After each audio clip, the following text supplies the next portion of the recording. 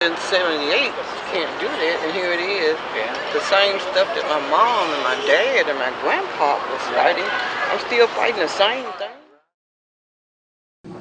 There were Red Squads all over the United States, yeah. And this was the first nationwide injunction prohibiting a law enforcement operation, the police department, from engaging in domestic espionage, domestic surveillance of First Amendment rights. The city, or just the police department, but it's one and the same, had formed what they called the Domestic Intelligence Unit, which was very concerned about civil rights and protests, and whether pick your flavor of the month. Were they concerned about the Black Panthers? Were they concerned about this, that, the other? And we went into court and actually interrupted a hearing before Judge McCrae, and got a restraining order to stop this practice of domestic surveillance and not destroy the files. And David ran across from the federal building to the city hall and literally barged in on the mayor, handed him the order, and the mayor laughed at him and said, "You're too late," that they already went through and took all of these files, loaded them up, and took them out to the city incinerator and burned them. You can talk about the city or just the police department, but it's one and the same. Had formed what they called the Domestic Intelligence Unit, which was very concerned about civil rights and protests, and whether pick your flavor of the month. Were they concerned about the Black Panthers? Were they concerned about this, that, the other? But it seemed that this unit kept on growing, and by today's standards, they almost look like Keystone Cops.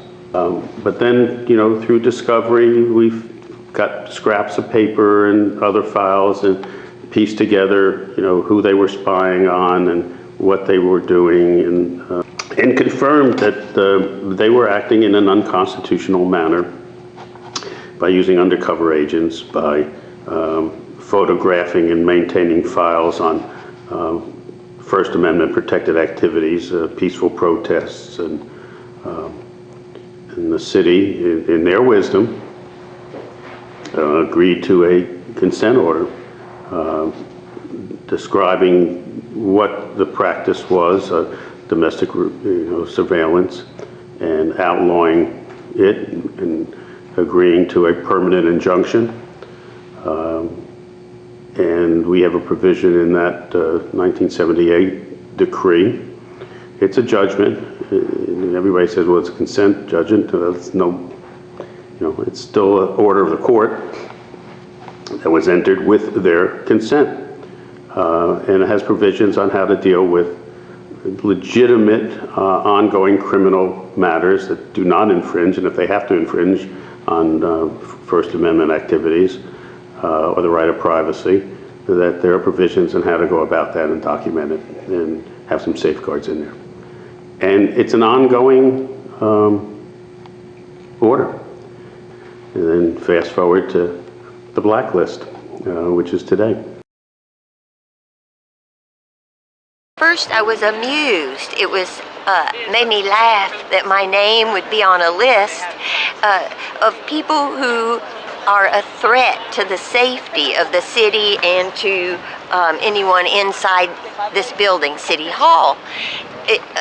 So at first I thought, well, there must be a mistake, and then I saw that my name was there, and then over the last few days it has become increasingly less funny and more concerning and even frightening.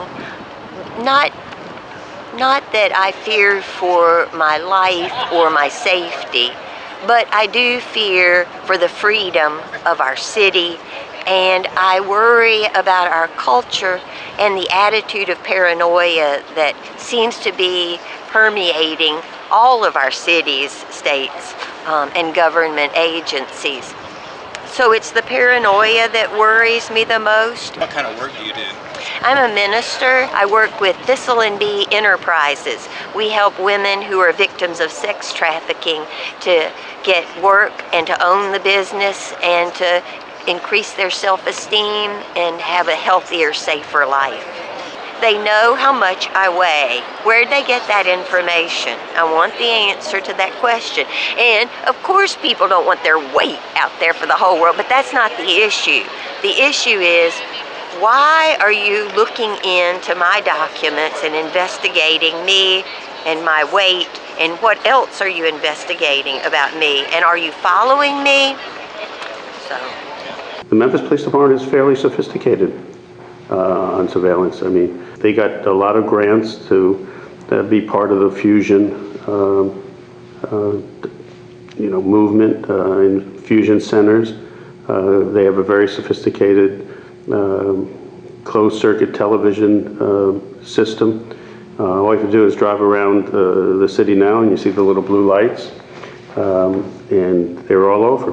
So they're taking those pictures, how they store them, who has access to them, what's shown on them, for what purposes are they used.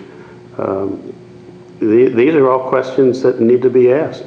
And now that can be a good thing if something happens, there's an abduction, or there's some type of robbery or other type of crime. But you can walk down the street and you're being filmed. But the city hasn't learned. How did they gather this information on these individuals? They're not subtle about it.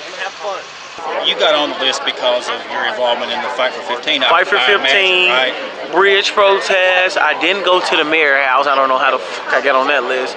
But just all the things that's going on. Even we got 2 police officers behind us, one in the gray jacket and one in the black. Behind you? No, behind you. Behind me? Right here. They are patrol officers. Okay. In plain clothes. Plainclothes patrol officers? Yes. Where have you seen them before? Some actions we put on. So I don't know why they out here in plain clothes like we don't know who they are. That's the killing part about it. Well, hey, how are you? Let's see what they have to say. Okay. Everything okay? Somebody told me, are y'all with the police department? No, I'm not. We didn't say How can I can't support y'all? No, we said you How come I can't? No, come round with me. Come round with me. Let's get this on camera. How come I can't support y'all, bro? How come I can't? You down here talking with the undercovers. We saw you over there with them. Old lieutenant. It's okay, your old lieutenant. So you down here for a reason. You ain't supporting us, bro. How am I down for a reason? Nah, come on. You got who's watching the watchers? I'm watching you. How you doing, bro? I know you are. How you doing, bro? I'm all right, man. Oh no, you watch them. No, we all black. You work for the oppressor. They ain't got nothing to do with it. I don't know if you are. You work for the oppressor, bro. I'm not working for the oppressor. You just said that was your old lieutenant.